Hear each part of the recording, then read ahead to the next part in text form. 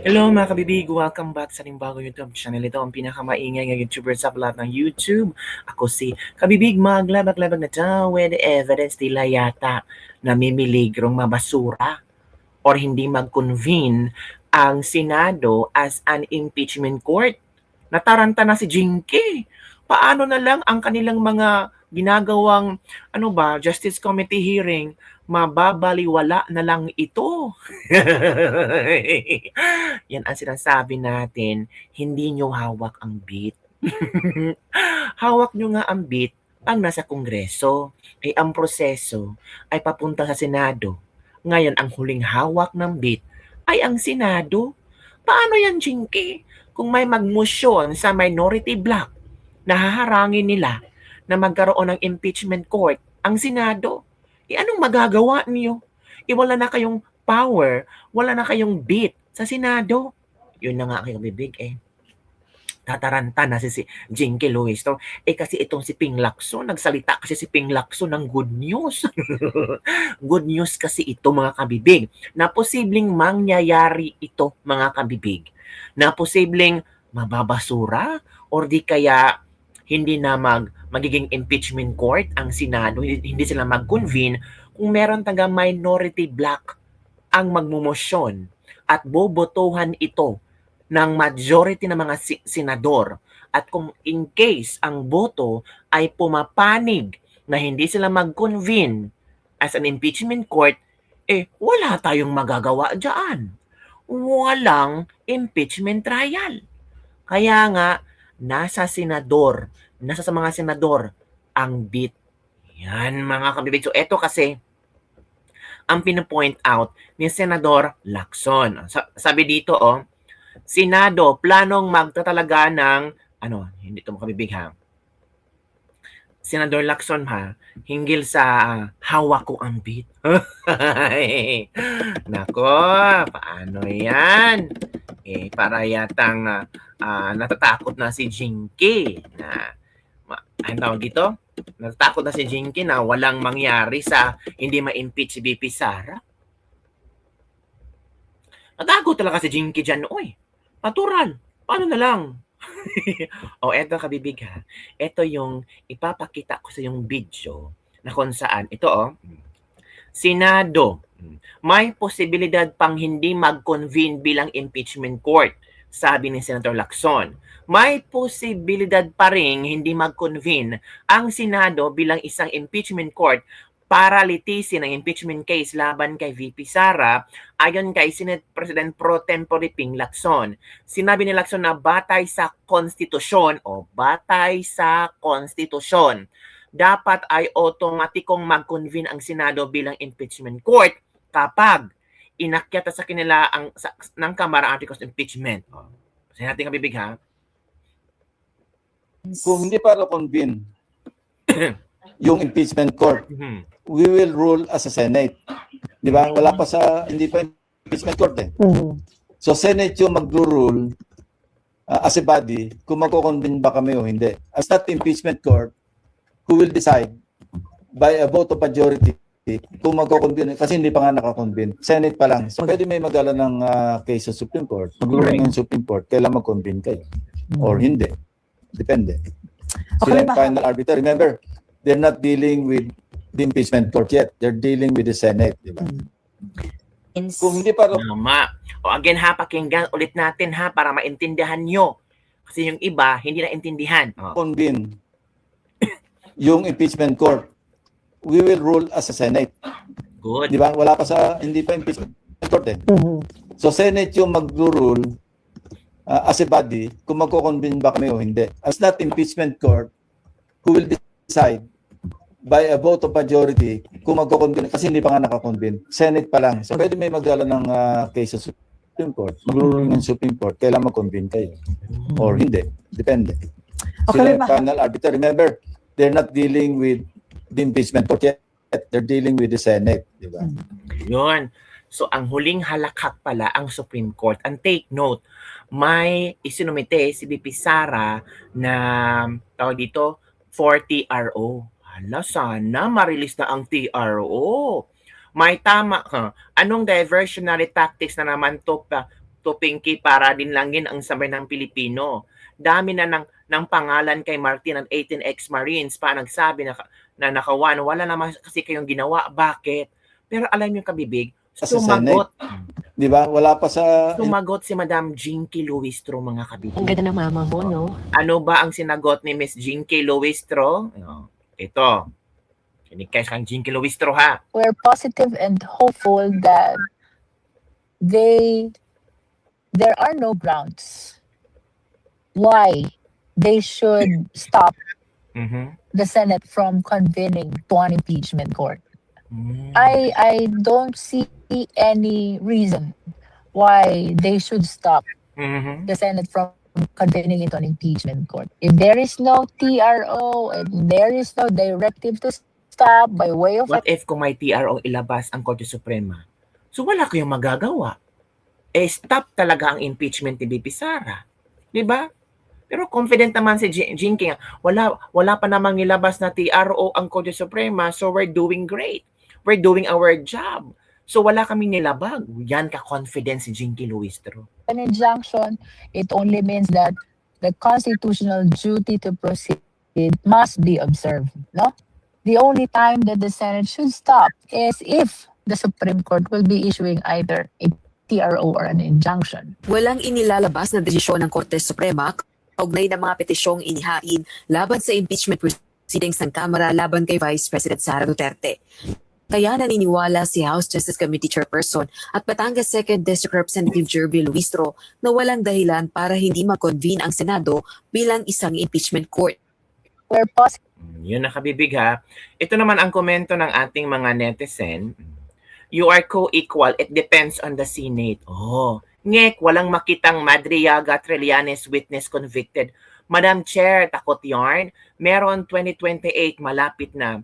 Tunaw na ang impeachment complaint. Ito pa, waiving 2028 ka, Madam Chair. The problem is, you don't see. Dahil kay Speaker, hawak mo naman si Speaker dahil si Speak Abo. Paanong di maghahanap ang... Ito pa. Mahilig siguro to. Ganon ba? Di po ba may order na ang Supreme Court? Bakit tuloy pa rin kayo? Kasi gusto nila. Ang laki ng bunganga nito, ngawa dahil kay Speaker. So yun po mga kabibig, ang ilang mga komento ng ating mga netizen hinggil sa pasabog ni Ping Lacson. Iba din si Ping Lacson na mang-inis, no? Iba din si Ping Lacson mang-inis, mga kabibig. Nakakatawa lang ba? Well, may point naman si Ping Lacson, mga kabibig, 'di ba? May point naman si Ping Lacson. So, ito sabi ni Attorney JV Hinlo, di ma-impeach si BP Sara. Kahit absent si Senator Bato de la Rosa, the possibility of conviction is zero. Bakit kaya ito nasabi ni Attorney JV Hinlo? So panoorin natin kabibig, ha, kung bakit confident si Attorney JV Hinlo na kahit hindi pa pumasok si Bato, zero conviction ang mangyayari dyan sa Senado. Para yatang madami na nagpaparamdam na wala talagang mangyayari sa impeachment ni BP Sara sa Senado. Ano sa palagay ng kabibig? Si Ping Lacson na ang una nagsabi na posibleng hindi mag-convene into ang impeachment court ang Senado. At bakit nasabi ng ni Ping Lacson? Alam naman natin. Ito na kabibig. Panoorin natin si Attorney JV Hinlo sa kanyang pasabog. I'm sure matataranta na naman ang mga Talianista. The only thing na talagang set on stone is that to convict, they need 2/3. They need 16 senators. Kaya kahit absent si Senator De La Rosa, his vote does not matter because 16 positive votes are needed. Right now, kung bibilangin natin sa minority bloc, may 5 solid na kaalyado si VP Sara. Sino sila? Senator Bato, Senator Marcoleta, Senator Bongo, Senator Robin Padilla, Senator Amy Marcos. 5 yan, solido. I don't expect any of them, no? By presumption, that of course, they have to sit as neutral judges. But by presumption, they will vote in favor of VP Sara. Who are the 4 others? We have Senator Cayetano, Senator Villanueva, Senator Escudero, and Senator Jinggoy. These are 4. 4 plus 5 is 9. With those 9 votes, the possibility of conviction is 0. Unless yung isa sa 4 babaliktad or hindi na i-consider based on the fact na miyembro siya ng minority. Pero kahit bumaliktad, meron naman tayong narinig. Senator J.B. Ejercito, sabi niya generally doesn't like impeachment. Sabi niya sa news. But he could also change his mind once he is sitting as a judge. Yung isa sa strategist naman, nag-iisip, Senator Loren Legarda, kasi yung anak nagkiklaim na DDS. But Senator Loren Legarda is an ally of President Marcos. So, hindi natin rin alam yung boto ni Senator Legarda. At meron na rin tayong yung magkapatid na Villar. Senator Mark Villar at Senator Camille Villar. They are also friends of the VP, but meron rin sword of Damocles hanging in their head because of pending cases against them. There are senators also na hindi natin alam ang boto. Yung kapatid ni Senator Cayetano, si Senator Pia, kalyado ni Pangulong Marcos, pero kapatid niya si Senator Cayetano. Hindi rin natin alam saan patutungo ang boto. So that's why if we talk about numbers, kung sa Senado ng pag-uusapan, the possibility of an acquittal to a conviction is much higher, but nothing is certain in this world, no? Because logically, mananalo si VP sa Senado, but sabi nga ni VP, it is God's will. Correct. It is already written kung ano yung kanyang destiny. And the presidency is destiny. Oh, the presidency is destiny, mga kabibig. So, yun po ang sabi ni Attorney J.V. Hinlo na kahit absent Senator Bato de la Rosa, of course, the conviction is 0. Marami ang nagsasabi kung bakit nga ba itong mga lawyer na ito ay palaging dinidepensahan si VP Sara. Merong sagot si Attorney Respicio tungkol dyan. Kahit sabihin yung DDS naman yan si Attorney Respicio. DDS nga, pero isang lawyer na nag-iisip. Isang lawyer na bukas ang mata sa katotohanan. Let's listen to his Naku, napaka-general naman magsalita tong Committee on Justice pagdating sa depensa, puro platitudes. Sabihin niyo yung specific, bossing. Nabasehan ninyo kung bakit niyo ginagawa. Kasi kaming mga nagdedepensa kay VP Sara, specific yung mga violation ninyo sa batas. Correct. Specific yung violation niyo ng Bank Secrecy Act. Specific yung violation niyo ng Data Privacy Act. Specific yung violation ninyo ng Tax Code. So saan niyo nakukuha yung exception ninyo? Bakit niyo pa rin ginagawa yan? Maliwanag na sikreto lahat yung mga bagay na yan. Kahit sana ipaliwanag ninyo na ito may exception. Wala naman. Ito ang interpretation namin about sa impeachment case. Hindi rin naman kayo ganun mag-explain. Ito ang excuse namin bakit namin dinadamay isang private na tao. Kasi ganito ang interpretation namin. Ito ang explanation namin bakit namin kino-cover kahit yung mga panahon na hindi nakaupo as si VP Sara Duterte. Kasi halimbawa, doon kay Sereno dati, tinignan yung SALN niya, yung violation niya ng SALN, kahit yung akto niya is outside ng pag-upo niya as Supreme Court Justice. Pero yung case na yun ay hindi impeachment case. Ang case na yun ay co-warranto case. So doon, papasok yung mga exception doon. Dapat itong mga tropa natin doon sa House at doon sa committee, explain ninyo substantively, base sa batas, ano ang legal arguments ninyo kung bakit kayo nagkiklaim ng exception dito sa mga maliwanag na mandate ng batas na dapat huwag silang i-divulge. Kasi kami, kapag dinedepensahan namin si VP Sara Duterte, specific yung mga basehan namin. Kayo, wala kayong basehan. Agoy, walang mga basihan. Kaya, ito kabibig, ito yung mga, ito ha. Ilang kongresista tutol sa impeachment ni VP Sara. Sabi ni Congressman Igay Erice, imagine, pinagtiyagaan ang kalokohan ni Madriaga. Madriaga is a hoax. This is about bias. This is not for the Filipino people. This is about the survival of politicians on both sides. I refuse to be part of this.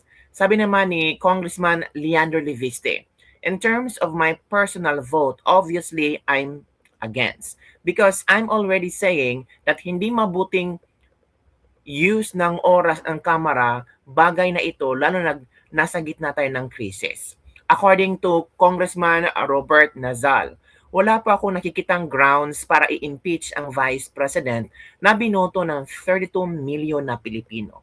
Ikaw, Kabibig, ano ang iyong rason kung bakit tutol ka sa impeachment ni BP Sara or kung bakit agree ka na ma-impeach si BP Sara? Gusto kong malaman ang inyong mga opinion hinggil dito kasi mahirap naman kung puro opinion ko lang pakikinggan nyo, panonoorin nyo, or intindihin nyo. Gusto ko ring malaman kung ano ang inyong opinion. Payag ka ba ma-impeach si VP Sara? Bakit? Hindi ka payag o hindi ka pabor na ma-impeach si VP Sara? At bakit? Gusto kong mabasa yung mga komento nyo. So don't forget to write down your comments. Either DDS ka, either pro-BBM ka, either pro-Lenny, pro-Risa, or whatsoever, pro-pro ka dyan, o pro-Trillanes. Comment down below because I want to know your specific reason kung bakit pabor or hindi ka pabor sa impeachment ni BP Sara. Pero ito, Kabibigan, may nakita akong video kung saan may kalye sa survey. Alam niyo naman, kalye survey, talagang sinasabi natin, itong Kali survey talaga, ang totoong survey kumpara sa mga malalaking firm, survey firm, kasi hindi natin alam, hindi natin nakikita kung sino ang mga sinasurvey nila. Itong Kali survey, talagang the people vote for a specific presidential for 2028 and they give their reasons kung bakit nila ito binuto. So, let's watch this video, ha. Pero, Ma'am, okay lang masorbe kasi. ito, nagsusurvey sila ito. Ma'am, okay lang masorbe kasi nung boboto mo sa dalawa, Trillanes o Sara Duterte? Sara. Bakit, tingin mo ma'am, bakit Sara? Opinion lang, bakit si Sara po? Si Sara, pilit na ginagawa ng masamang ano yan, istorya. Pero totoo, ang mga Duterte, magaling talaga yan. Saka sila yung tunay na naglilingkod sa bayan. Diba? Kita naman, nakikita naman sa palabas dito mga... Pabor ka sa war on drug na ginawa ng nakaraan administrasyon? Yung pagsupil sa drugs, okay yun. Siyempre yung pagpatay sa mga namamatay na hindi dapat kasama, siyempre alam naman natin yun. Kaya lang, sa pagpapatupad ng batas, hindi mo masasabing perfect yan. Talagang merong pagkakamali yan. Ang importante dyan, pag nagkamali, pinapanagot naman. Diba? Wala namang perfect na batas eh. Diba? Kahit yung batas nga natin, nawawalang yan ng mga ng mga congressman na... Tingin mo ma'am, kailangan may managot sa flood control na nangyayari ngayon? Dapat syempre, dapat na. Pakaraming bilyong-bilyon pala ang pera ng Pilipinas. Tapos sasabihin, walang pera ang gobyerno. Yung... Sa Pilipino, isang tao, 1 milyon. Lahat ng tao may pera. Tama. Hindi na dadaanin sa ayuda, 1,000, 10,000. Pala, ang kickback, mas malaki. Mas malaki. Oo, tama. Ma'am, sa impeachment na ginagawa ngayon kay Sara Duterte, anong masabi mo dyan? Impeachment. Hindi tama. Kasi pinagtutulong-tulangan na siya ngayon. Totoo naman, nakita naman di ba? Kasi kung mali ang pag-uusapan, dapat lahat. Bakit isa lang? Ayun. Di ba? Bakit siya lang? 125 yung kanya. Eh yung sa iba, insertions, bilyon-bilyon, hindi iniimbestigahan. May mali-mali pa. Mula president hanggang baba diba? dapat. Yun nga eh. Mula taas hanggang baba, dapat lahatin sila. Yes. Kahit yung SALN, dapat lahat niyan titingnan. Baka house, kung titingnan kay Sara, lahat tingnan. Yeah. Hindi kanya lang. Para sabihin fair, di ba? Ayan. Updated si ma'am. Siyempre, Thank you, ma'am. Mensahe na lang po kay Bibi Sara. Sara, magpakatatag siya. Saka alam ng mga tao kung ano talaga ang totoong nangyayari. Correct. At hindi naniniwala dun sa mga paninira lang sa kanya. Ano totoo lang, pumupunta ako sa opisina niya dati. Alam ko, sabi niya, kanilang staff noon, ma'am, gusto namin tumulong, pero wala kaming budget. Yan dito sa may Tondo, punta ako dyan before. Kaya ako alam ko, hindi masama ang loob ko kasi ako makakuha ng medical assistance kasi wala siyang budget na nakukuha from national government. Yes. Sarili lang niya. At saka tulong sa kanya. Tinanggalan ng budget itong ano. Oo, totoo. Kaya sabi ko, wala tayong magagawa kasi yun talaga eh. Tumutulong naman siya hanggat kaya niya. Kaso, syempre, kung walang maibigay, wala tayong Thank you, ma'am.